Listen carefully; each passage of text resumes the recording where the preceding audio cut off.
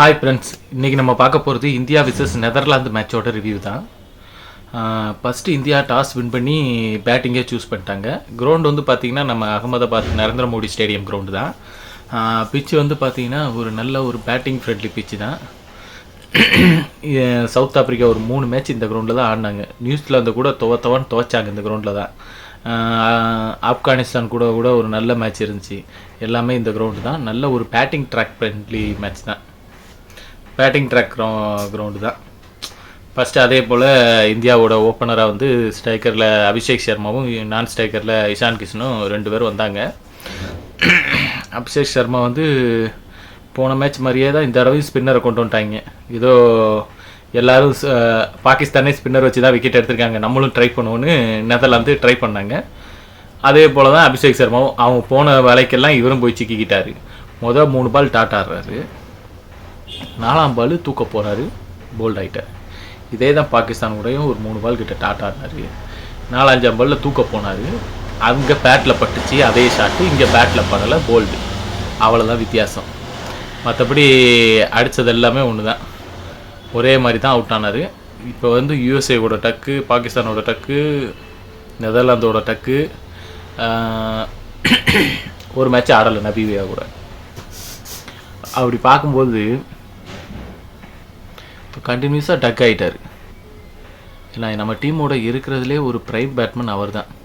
சரி, அந்த world cup முன்னாடி வரைக்கும் அவர் தான் டாப் பேட்ஸ்மேன், அவர் தான் எல்லாங்கிற மாதிரி பேசிக்கிட்டு இருந்தோம். சரியா, அந்த வேர்ல்டு கப் நெருங்கும்போது ஸ்குவாடில் வந்து இஷான் கிஷன் ஒருத்தர் வந்தார். அவர் நியூசிலாந்து சீரியஸ்க்காக செலக்ட் ஆகி அப்படியே வேர்ல்டு கப்புக்குள்ளே ஜாயின் ஆகிட்டார். 2மே நியூசிலாந்து சீரியஸும் ஆடினார், வேர்ல்டு கப்பும் ஆடினார். இஷான் கிஷன் இப்போ வந்து ப்ரைம் ஃபார்மில் கரெக்டாக போயிட்டுருக்காரு. இன்னைக்கு மேட்ச்சில் அவுட் ஆனது கூட ஒரு பேட் லக் தான், ஒரு லக்கில் போயிடுச்சு, மிஸ் ஆயிடுச்சு, அவ்வளோதான்.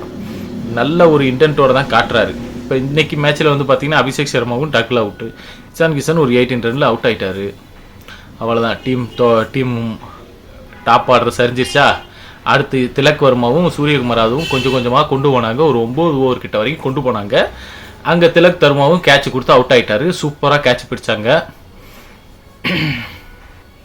சூப்பராக கேட்ச் பிடிச்சி திலக் வர்மா காலி. சூரியகுமார் யாதவ் கேட்ச் கொடுத்தாரு, எப்படியோ நல்ல வேலை லக்கில் எடுக்கலை. அதனால் கூட ஒரு 3 ஓவர் ஆடினார் அவர். ஆமாம், கரெக்டாக ஒரு 8 ஓவர் முடிஞ்சு விக்கெட்டு விழுந்ததுமே கரெக்டாக சிவம் துபேவை தூக்கிட்டாங்க, கூப்பிட்டு வந்துட்டாங்க, தூக்கி வாயான்ட்டாங்க. ஏன்னா வாசி தான் பேடு கட்டிகிட்டு இருந்தார், ஹர்திக் பாண்டியா நடுவில் பேடு கட்டி ரெடியாக இருந்தார். ஆனால் சிவம் வரட்டும்ட்டு சிவம் துபேவை கூப்பிட்டு வந்துட்டாங்க. அவர் வந்து 3 ஓவர் பொறுமையாக கொண்டு போனார். மெல்ல தான் அடிப்பேன், தட்டிக்கிட்டே இருந்தார். கரெக்டாக ஒரு 12-13 ஓவர்லேருந்து அடிக்க ஆரம்பித்தார். அடினா அடி, இடினா இடி தான். 10 ஓவருக்கு நம்ம வந்து 74 ரன் தான் அடிச்சிருந்தோம். ஆனால் 2வது 10 ஓவரில் 100 ரன்னுக்கு மேலே அடித்தாச்சு. 120 ரன்னுக்கிட்ட அடித்து 193 டோட்டல் போட்டோம். இதில் வந்து சிவம் துபே ஒரு பெஸ்ட்டு பேட்டிங்கை கொடுத்தாரு. ஃபாஸ்ட் பவுலராக இருந்தாலும் சரி, ஸ்பின்னராக இருந்தாலும் சரி, எல்லாரையுமே அட்டாக் பண்ணார். ஆமாம், 66 ரன் அடித்து கொடுத்தாரு. அதுபோக ஹாட்ரிக் ஒரு 30+, சூரியகுமார் ஒரு 30+, இதெல்லாம் சேர்த்து ஒரு நல்ல டோட்டல் கொண்டு வந்துட்டோம். நல்ல டோட்டல் 193 வந்துருச்சு. இவங்க அடிக்கலைன்னா இப்போ சிவம் துபேவை இறக்காமல் வேறு யாராவது இறக்கி மேட்சை கீச்சை மாற்றிருந்தோன்னா இங்கே டோட்டல் 160 வர்றதே ரொம்ப டவுட்டாக இருந்திருக்கும்.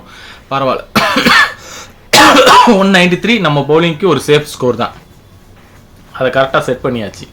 இப்போ அபிஷேக் சர்மா 3 மேட்சாக ஃபெயிலியர் ஆகிட்டார். இப்போ சூப்பர் 8 வந்துருச்சு. கண்டிப்பாக வேறு பேட்ஸ்மேனெல்லாம் மாற்ற முடியாது. ஏன்னா இந்தியாவோட டாப் பேட்ஸ்மேனு, வேர்ல்டு பெஸ்ட் பேட்ஸ்மேனு அவர் தான்.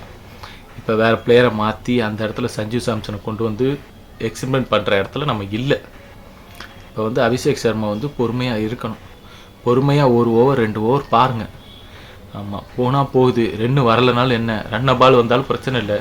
கொஞ்சம் பொறுமையாக இருந்து அதுக்கப்புறம் அடிக்க ஆரம்பிங்க.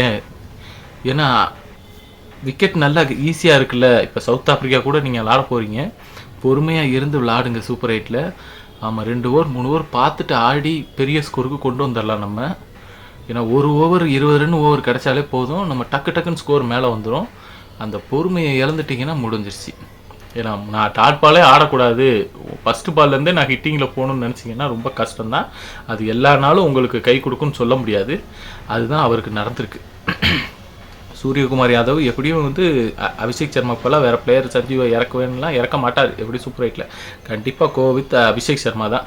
அபிஷேக் சர்மாவோட தான் போவேன்னு நிற்பார். ஒன்றும் பண்ண முடியாது. அபிஷேக் சர்மாவோட தான் எல்லாருமே போய் ஆகணும். ஏன்னா இது வரைக்கும் ரெடி பண்ணியிருக்கோம், அவர் தான் ரெடி பண்ணியிருக்கோம். அவர் கண்டிப்பாக ஒரு மேட்ச் அடிப்பார். கண்டிப்பாக சவுத் ஆப்பிரிக்கா கூட அடித்தே ஆகணும். எந்தவித ப்ரெஷரும் இல்லாமல் ஆடணும். இல்லை எனக்கு ஸ்ட்ரைக்கரில் இறங்குறதுக்கு அந்தளவுக்கு கான்ஃபிடென்ட் இல்லைன்னா நான் ஸ்ட்ரைக்கர்லேருந்து ஸ்ட்ரைக்கர் இசான் கிஷன்கிட்ட கொடுங்க. அவர் ஃபஸ்ட்டு பால் பேஸ் பண்ணட்டும். ஃபஸ்ட் பால் அவர் பேஸ் பண்ணட்டும். நான் ஸ்ட்ரைக்கர்லேருந்து பாருங்கள், ஒரு 2-3 பால் கழித்து அடுத்த சிங்கிள் மாற்றி உள்ளே போகும்போது அதுக்கப்புறம் உங்களுக்கு எப்படி வருதுங்கிற கான்ஃபிடென்ட் கிடைக்கும். ஸோ அந்த மாதிரி ட்ரை பண்ணியாவது அவருக்கு அடிக்க வேண்டியதான். இப்படி தான் விராட் கோலி வந்து பார்த்திங்கன்னா ஒரு 2 மேட்சாக டக் ஆனார் ஓடியில். எல்லாரும் கிரிட்டிசம் பண்ணும்போது டக்குன்னு ஒரு மேட்ச்சில் ஒரு ரன் அடிச்சுட்டு அவர் நல்லா செலிப்ரேட் பண்ணி இந்த மேட்ச்சில் ஒரு ரன் அடிச்சிட்டேன், இதுக்கப்புறம் பாடுறேன் அடிங்கிற மாதிரி அந்த மேட்ச்சில் 50+ மேலே ஸ்கோர் அடித்தார். அது மாதிரி தான் நீங்கள் கொஞ்சம் கான்ஃபிடென்ட் லூஸ் ஆகக்கூடாது. கொஞ்சம் நல்லா பெஸ்ட் பேட்டிங்கு கொடுங்க அபிஷேக் சர்மாவுக்கு. அதுதான் சொல்கிறது. இப்போ நெதர்லாந்து வந்து 194 எடுத்தா வின்னிங்னு செகண்ட் பேட்டிங் இறங்கினாங்க. நெதர்லாந்து வந்து இனிஷியலாக வந்து விக்கெட்டே கொடுக்கல. விக்கெட்டு கொடுக்காம ஆடணுங்கிற மைண்ட் செட்டில் வந்துட்டாங்க உங்களுக்கு. மொதல் 5 ஓவருக்கு விக்கெட்டே கொடுக்கல. 5 ஓவருக்கே ஒரு 30+ ரன் தான் அடிச்சிருந்தாங்க. அதுக்கப்புறம் வந்து பார்த்திங்கன்னா வருண் சக்கரவர்த்தி வந்தார் 6வது ஓவர், அவர் விக்கெட்டை தூக்கிட்டார். அதுலேருந்து தான் விக்கெட் அவங்களுக்கும் போக ஆரம்பிச்சிச்சு. ஸ்கோருமே அதுக்கப்புறம் தான் அடிக்கவே ஆரம்பித்தாங்க. ஏன்னா 10 ஓவருக்குள்ள 76 அந்த ரேஞ்சில் தான் இருந்தாங்க. அடுத்த செகண்ட் 10 ஓவருக்கு 100 ரன் அடிச்சிட்டாங்க. இப்போ இந்தியா அகைன்ஸ்டாக இவங்க தான் வந்து இந்த குரூப் ஸ்டேஜில் சேசிங்கில் அதிக ரன் அடித்ததே. ஏன்னா எல்லாருமே 150 கீழே தான் 150-160 கீழே தான் அடிச்சிருந்தாங்க. இவங்க தான் வந்து 176 வரைக்கும் போயிருக்காங்க. அப்போ கிரவுண்டு எந்த மாதிரி கிரவுண்டுன்னு பார்த்துக்கோங்க. பேட்டிங் வந்து உண்மையிலே இந்த கிரவுண்டு சூப்பரான கிரவுண்டு தான். நமக்கு இந்தியா சவுத் ஆப்பிரிக்கா மேட்ச்சில் தான் இருக்குது சம்பவமே. அப்போ நம்மளுடைய பவுலிங்கில் வந்து பார்த்திங்கன்னா நேற்று மேட்ச்சில் வந்து வருண் சக்கரவர்த்தி ஒரு 3 விக்கெட் எடுத்தார். 3 ஓவர் போட்டார். வாசிக்கு விக்கெட்டு இல்லை. 4 ஓவரும் போட்டார். வாசிக்கு விக்கெட் இல்லை. அஸ்ரப் சிங்க்கு விக்கெட் இல்லை. பும்ராக்கு ஒரு விக்கெட் இருந்துச்சு, 3 ஓவர் போட்டார். ஹர்திக் பாண்டியாவுக்கு ஒரு விக்கெட்டு கிடச்சிச்சு.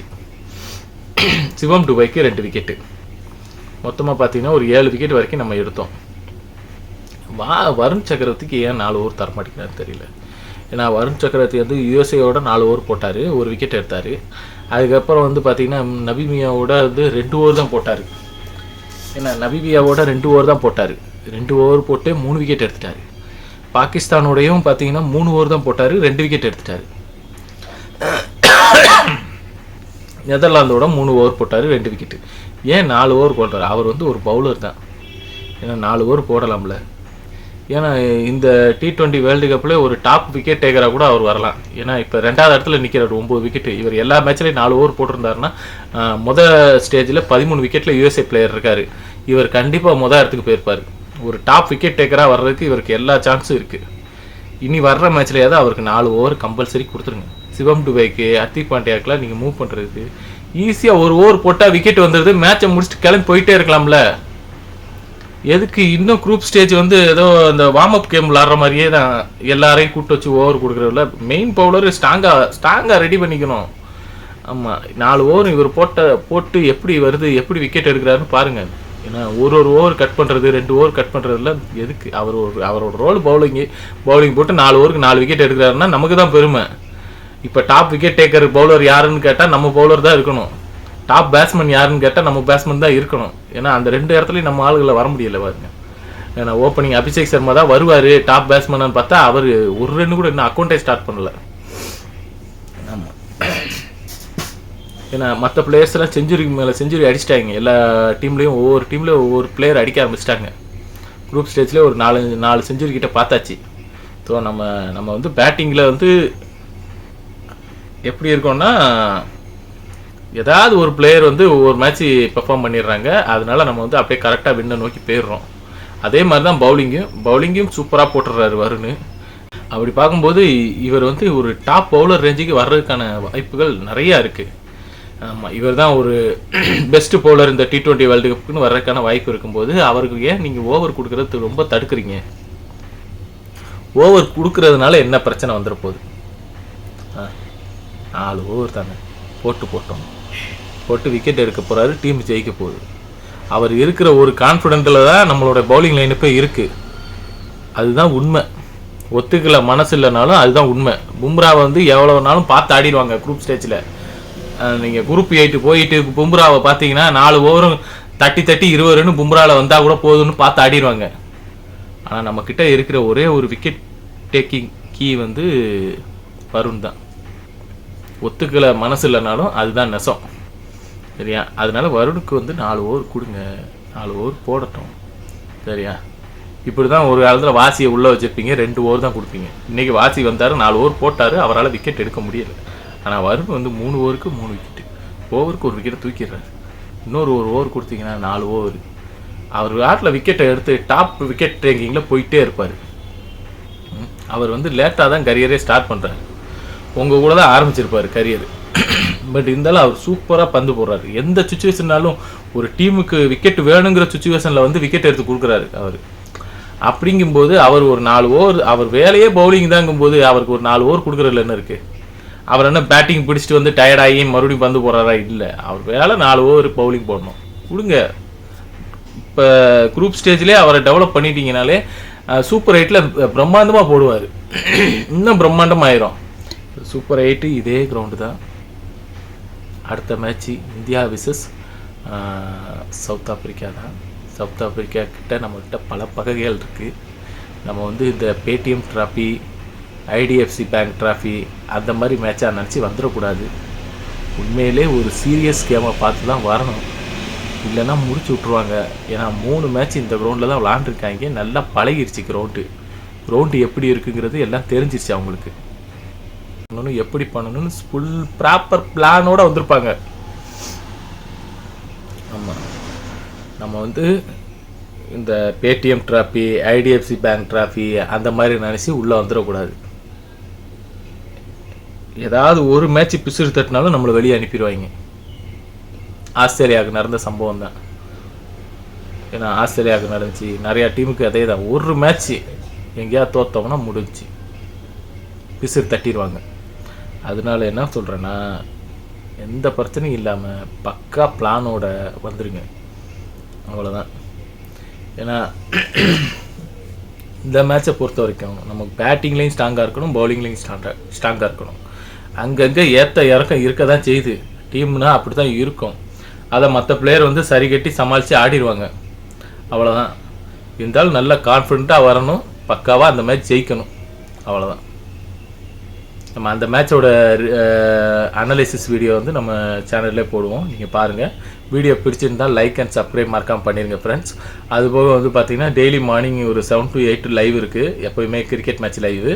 கண்டிப்பாக அந்த லைவ் வாங்க, கமெண்ட் பண்ணுங்கள் ஃப்ரெண்ட்ஸ்.